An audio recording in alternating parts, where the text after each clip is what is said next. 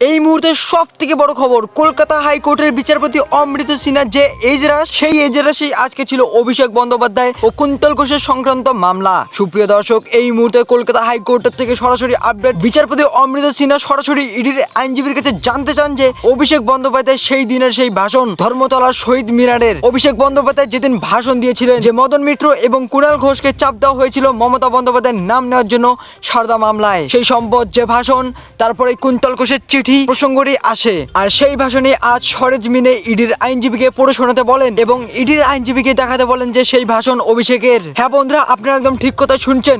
কলকাতা হাইকোর্টের আজ বিচারপতি অমৃত সিনহার এজলাসে অভিষেক বন্দ্যোপাধ্যায়ের কুন্তল ঘোষের চিঠি সংক্রান্ত মামলায় আরো একটি শুনানি। সেই শুনানিতে অমৃত সিনহা ম্যাডাম ইডির আইনজীবীর কাছে জানতে চান যে সেদিন অভিষেক বন্দ্যোপাধ্যায় কি বক্তব্য রেখেছিলেন, আর কুন্তল ঘোষ যে চিঠি দিয়েছেন সেই চিঠির সঙ্গে এই বক্তব্যের সঙ্গে সেই চিঠির কি মিল রয়েছে, সেই বিষয়টি নিজে হাতে আজ তিনি খতিয়ে দেখলেন। জানিয়ে বর্তমানে হাইকোর্টে হুলস্থুল পরিস্থিতি হয়ে গিয়েছে। বিচারপতি অমৃত সিনহার এজলাসে অভিষেক বন্দ্যোপাধ্যায়ের সংক্রান্ত মামলায় তিনি নিজেই অভিষেক বন্দ্যোপাধ্যায়ের সেই ভাষণের বক্তব্য শুনলেন। ইডির আইনজীবীর কাছ থেকে এই মুহূর্তে অত্যন্ত চাঞ্চল্যকর আপডেট। বিগত দিনে শ্রদ্ধেয় অমৃত সিনহার যে নির্দেশ দিয়েছেন সেই নির্দেশ এখনো পর্যন্ত পরিবর্তিত হননি। অভিষেক বন্দ্যোপাধ্যায়কে প্রয়োজন পড়লে সিবিআই ও ইডি জিজ্ঞাসাবাদ করতেই পারবেন।